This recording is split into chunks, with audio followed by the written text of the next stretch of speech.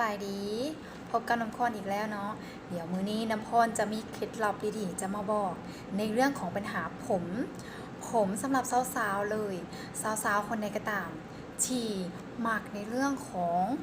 ไปจัดการในเรื่องของผมไม่ว่าจะเป็นการยืดดัดย้อมสารพัดในการที่กำจัดผมของเราเพราะฉะนั้นผู้พอในการที่ผมของเราไปถือความร้อนถือสารเคมีแล้วผมของเรานั้นจะถูกตายไปหรือว่าเป็นผมที่บ่มีชีวิตชีวาในกระทันหันเลยเนาะเพราะฉะนั้นก่อนหน้านี้ตัวน้ำพรเองเนาะสำหรับตัวน้ำพรเองในผมของน้ำพรเองได้ผ่านการยืดได้ผ่านการย้อมดัดสารพัดเลยและก่อนหน้านี้ก็คือทุกๆมื้อก่อนที่จะออกบ้านน้ำพรเองได้มีการรีดทุกมื้อย้อนหยังย้อนว่าผมเฮาเองฟูเนื่องจากว่ามันบ่มีชีวิตชีวาแล้วผมฟูผมบ่มีน้ำหนักผมบ่เงางามผมบ่นุ่มผมแห้งกระด้างแตกปลายอันนี้คือปัญหาที่น้ำพรพบเลยเบิ่งก็ออกเนาะเบิ่งก็ออกว่าผมน้ำพรเป็นแนวใดสำหรับมื้อนี้เลยเนาะผู้ใดที่อยากกำจัดปัญหานั้นให้เบิดไปอยากมีผมที่เงางามกลับขึ้นมาแบบเก่าอยากบำรุงผมและอยากจัดการในทรงผมที่ก่อนจะออกไปล่าไปการในแต่ละมือให้ตัดเวลาสั้นๆลงไปแล้วจะมีวิธีใดมื้อนี้น้ำพรจะมีสิ่งดีๆแนะนำเลยเนาะสำหรับตัวนี้เป็นเซนเตนี่ตัวนี้เป็นเซรั่มบำรุงผมโดยเฉพาะเซนเตนี่จะเป็นหัวปั๊มมีส่วนผสมในเรื่องของตัวที่มีสารสกัดจากที่บำรุงผมไปได้ตายตัว1เซนเตนี่บำรุงผม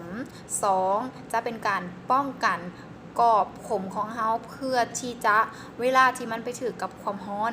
ตัวเซนตินี่ของเฮาจะป้องกันกรอบไว้เพื่อบ่ให้ผมของเฮาถูกทำลายย้อนความร้อนเพราะฉะนั้นเวลาที่เฮาจะไปรีดออกงานต่างๆไปรีดไปดัดไปไดออกงานต่างๆเฮาควรใส่เซนตินี่หลังอาบน้ำหลังสระผมควรใส่เซนตินี่เนาะสโลมทั้งฝ่ามือและขยี้เข้าไปทั้งเส้นผมเลยแล้วรูปไล้ให้เข้ากับเส้นผมก่อนที่เราจะไปดัดไปยืดไปย้อมไปรีดไปจัดการทรงผมก่อนที่จะออกไปงานต่างๆนั่นเป็นการป้องกันความร้อนไว้แล้วผมของเฮาเวลาที่ใส่เนาะเซนตินี่ตัวนี้จะช่วยบำรุงผมของเฮาให้เกิดมีน้ำหนักเงางามขึ้นทันทีทันใดและการจัดทรงผมก่อนที่จะออกบ้านทุกครั้งของสาวๆเลยตัวนี้จะเป็นเซตที่จัดทรงผมให้ได้ไวที่สุดคือตัวน้ำพรเองได้ลองใส่มือนี้เลยได้ลองใส่มือนี้และเป็นสิ่งที่ประทับใจที่สุดสำหรับเซนตินี่ใส่แค่ครั้งเดียวรู้สึกได้เลยถึงผมจะน้ำพรเองที่รีดมาตอนเช้าแล้วมันจะฟูเป็นเบาๆเลยแหละหลังจากนี้ทีปั๊มเซรั่มตัวนี้ลงไปแค่ปั๊มเดียวแค่นี้จบเนาะเนื้อครีมจะเป็นสีขาวใสขยี้ทั้งฝ่ามือพร้อมกันแล้วไปนวดทั้งเส้นผมและขยี้อยู่ที่ปลายผมเพื่อให้ปัญหาผมที่แตกปลายเบิดไปแล้วสโลมเทิงเส้นผมจุดใดที่มันฟูจุดใดที่มันเสียหนักๆเนาะให้เน้นเข้าไปตัวนั้นเลยและจัดทรงผมให้เป็นทรงผมที่ตรงเรียบจัดทรงผมได้ง่ายที่สุดและมีกลิ่นที่หอมแบบมีระดับกินที่หอมแบบมีระดับขนาดเนาะอันนี้คือเป็นเซตทีมาใหม่ไฟแห้งเลยเป็นเซตหรือผลิตภัณฑ์ทีมาใหม่ไฟแห้งเซนเตนี่เซรั่มบำรุงผมตัวนี้ขอบอกเลยว่ามันเป็นมีกลิ่นที่หอมหวนขนาดเนาะหอมหวนขนาดและจัดทรงผมของเฮา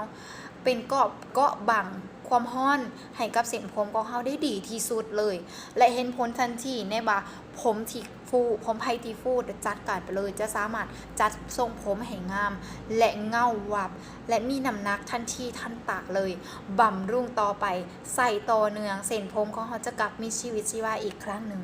สำหรับตัวนี้ราคาหลักร้อยบ่แพงเลย